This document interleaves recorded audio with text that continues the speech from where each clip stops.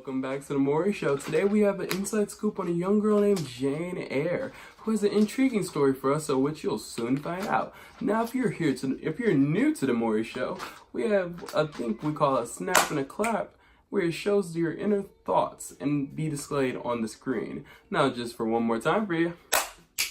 It's a giraffe! Now let's introduce the lady herself, Jane Eyre. Hello. Hello, how are you? Okay, it's great. Yes, she's great, folks. You know, let's get the scoop on how this all began, Jane. I was a young girl at the Lowood boarding school who tried her best to make friends and cooperate and learn, but all I did was end up being the laughingstock, if you will. How so? Completely honest, I had two friends, Helen, who passed away from tuberculosis at a very young age, and Mrs. Temple, who saved herself from negativity of the school. Nope, lying! She has always been a liar. She has never wanted to seek the truth with her ogre-looking face.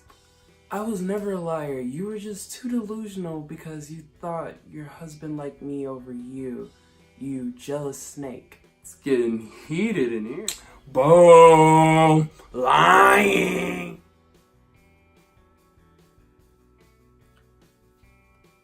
Anyways, I am eternally and great. Lying! Okay. Yikes, Jane. I could see why you left Mrs. Reed, because she is acting quite... Am I right, folks? She's just like the other Neanderthals around the school. Just in a revelation of abnegation and an emotional Disney-atic situation with her and her husband. Oh, really? Very high vocabulary she has, because I could barely apprehend it. Anyways, I left the treacherous Lowood and head towards Thornville to become a governess, which I also gained to balance myself, because I want to find a way of happiness throughout all my tragedies. And the only way I see to gain that is by becoming a financially stable, independent woman. Period. I teach a young French girl named Adele for Mr. Rochester. Everyone's pretty nice there and they're very neutral when talking to me. Besides, the only thing, however, is the methodical laughing, the stabbing, and the burning of bedrooms, and also the tension between me and Mr. Rochester. He's so authoritative, but he is handsome. Yeah, you two are like phones and people, always in each other's faces. And it's also funny. Do you know he's your fortune teller you talk to every now and then? No wonder she had a beard. Well, let's bring him out, folks. Edward Rochester. Hello, Maury. Hello, beautiful. He's a charming fellow, huh, Jane? He is. Excuse me. Jane, I love you.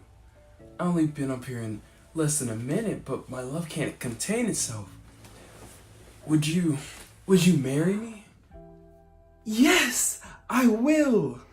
Oh my sweet Jesus, they're getting married. Whoa! Hold up. Wait 1 minute.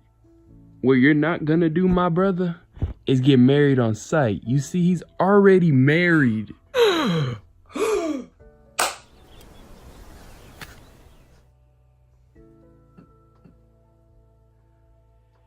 Rochester, is this true? Of course not.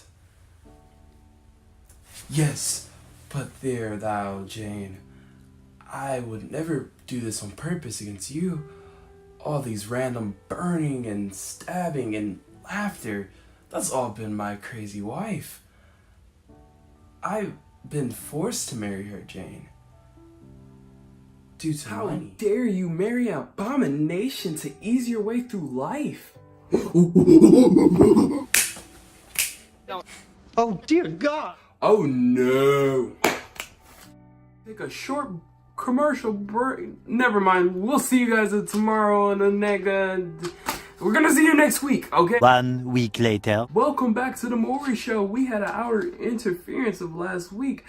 We are now back with Jane Eyre. And tell me, Jane, you must have went through full shock. I spent all my money on life insurance and tubs of ice cream. The fact that he did that to me, it hurts, because he used me. He shattered me like glass. Okay. Any emotional support? Yes, my cousin is St. John. It's pronounced St. John, Jane. Oh, pish posh.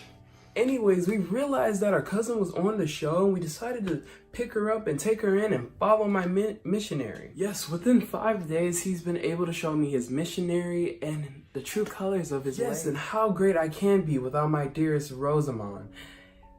You know, Jane, me and you would make a great team in terms of my missionary.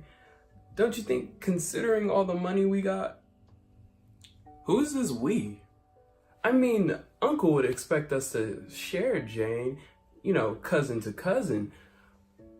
I think we should go to India and get married.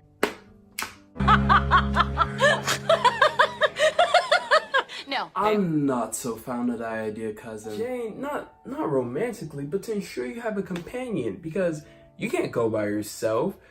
You don't have a man to take care of you. And who said you had a choice? Got him! That's the problem. I don't need a man. I just need someone to love me, stay by my side, and be my equal. And to be completely honest with you, Sinjin, throughout your missionary, I've been thinking about Rochester all the time. I want him. Security, take away this incest lover. But Hello, Jane. I'm Maury, not Jane. Bertha dog walked me into the backstage only to light me and our dressing room on fire. And she only did this to kill herself. Mind you, I lost my arm and my vision. I'm deeply sorry for that happening to you on the show. However, Jane, I have never stopped thinking about you. Same. Dearest Jane Eyre, will you marry me? Wait, these are my mouth mints, I'm sorry. Of course I will. You and me are compatible. You give me love and affection that I've been searching for my whole life. Jane Eyre, for telling us your story. Thank you folks for watching. And tomorrow we'll be finding out why a lady wears a letter A on her chest. Tune in.